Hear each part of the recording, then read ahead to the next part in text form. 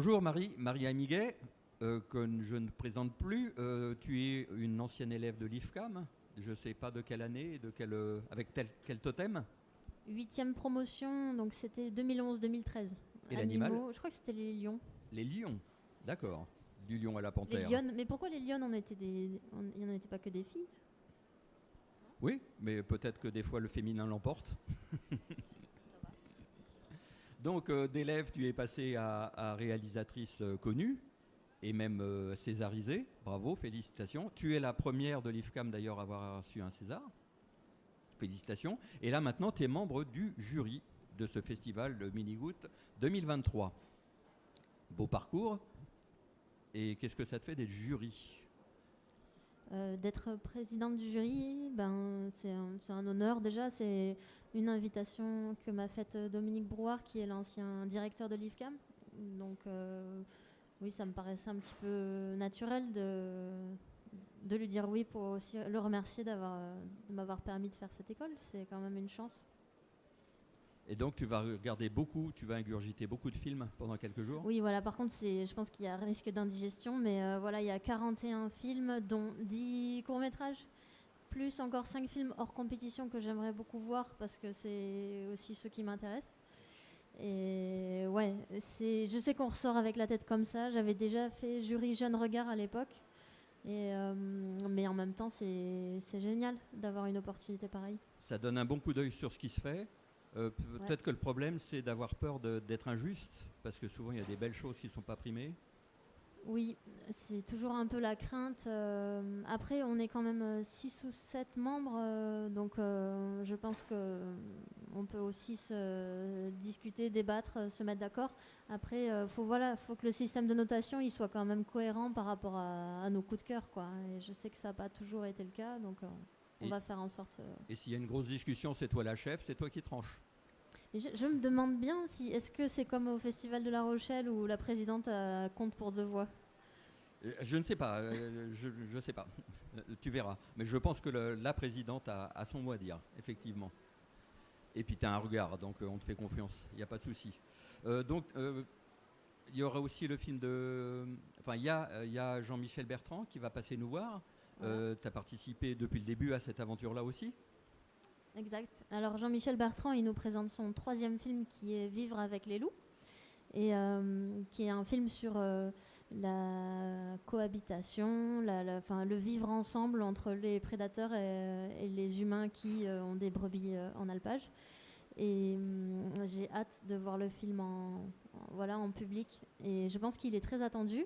Effectivement, moi j'ai travaillé avec Jean-Michel depuis 2015 sur son tout premier La Vallée des loups. Et puis voilà, c'est une histoire qui n'était pas écrite d'avance. On ne pensait pas qu'il y en aurait un 2e ni un 3e. C'est vrai. Et c'est hallucinant qu'il en soit arrivé là. Il s'est battu comme un fou, et c'est génial qu'il termine par un film qui parle de vraiment la problématique, parce qu'il y a besoin, et c'était très courageux. Moi j'ai beaucoup d'admiration pour son travail, franchement. Ouais. Oui, et ça fait plaisir que ce genre de film ait du succès auprès du grand public, parce que le message, nous, naturalistes, on le connaît, mais le fait que ça passe, que ça défende les loups. Ouais. J'ai déjà vu Jean-Michel à des émissions où il n'avait pas que des amis sur des grands médias, et c'est bien que la voix des loups et des protecteurs des loups se fasse entendre. Donc tu es souvent dans la montagne, en fait. Oui, et je vis à la montagne, et oui, on a eu beaucoup de tournages à la montagne, mais comme là on allait aussi beaucoup interviewer, interroger, recueillir des témoignages en fait de gens qui travaillent avec les loups, des bergers, des bergères, des éleveurs, des élus. Et il a un peu fait le tour de France, même Suisse, Italie, pour aller à la rencontre des gens, voir comment ça peut se passer. L'idée c'était d'être un peu plus dans la nuance et pas dans les extrêmes. Oui, Voilà. oui, il n'aime pas les postures. Voilà. Il n'aime pas les postures, mais il n'aime pas non plus trop les injustices de temps en temps qu'on voit sur le terrain. Ouais, exactement. Oui, il a quand même reçu quelques menaces de mort. Il a eu une louve pendue à la mairie de son village l'année dernière, l'automne dernier. Enfin, c'est du costaud, quoi. Donc, c'est courageux d'aller au bout. Et puis là, les séances vont vraiment commencer publiquement en janvier. Ouais. Oui, il a eu des conférences boycottées ou censurées. Oui. Il y a un certain écolo-bashing aujourd'hui, on peut le dire, hein, même une certaine criminalisation des activistes, souvent. Et ça s'arrange pas, on dirait bien que ça s'arrange pas. Donc toi, tu vis dans la montagne? Oui, je vis dans le Champsaur, hein, grâce à Jean-Michel. J'ai mis les pieds là-bas et j'ai eu un petit coup de cœur. Et c'est vrai que je me vois pas vivre ailleurs pour l'instant. D'accord, oui. Tu aimes la Ce qui vie est- sauvage. La vie sauvage, la vie aussi. Ouais, c'est ça. La vie dans le silence. C'est un luxe le silence aujourd'hui. La vie au calme. Dans la vraie nature, c'est un luxe aussi, Ouais, on a effectivement. de la chance, franchement. Ouais. Effectivement. On va passer un extrait de film.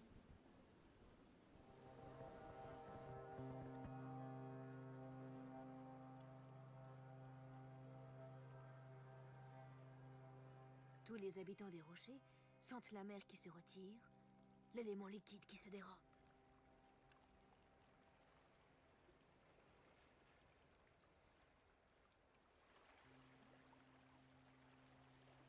Ceux qui peuvent fuir, le font. Ceux qui peuvent se cacher, se cachent.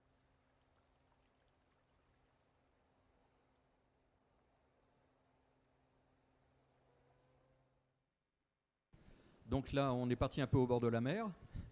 On va revenir à ta vie dans la montagne. C'était un film d'Yves Camien, évidemment. On est en famille. Donc là, tu as fait beaucoup de choses. Tu es plutôt dans une phase de réflexion et de redémarrage vers autre chose. Oui, voilà, La Panthère, c'était un gros morceau. Là, depuis 1 an et demi, je suis sur des projets de films pour la télé, mais on est en phase de chercher un diffuseur. Et comme on ne trouve pas de diffuseur, ça piétine. Et donc, c'est toujours des phases un peu délicates où finalement, on n'a pas de boulot, mais on bosse quand même sur les sujets.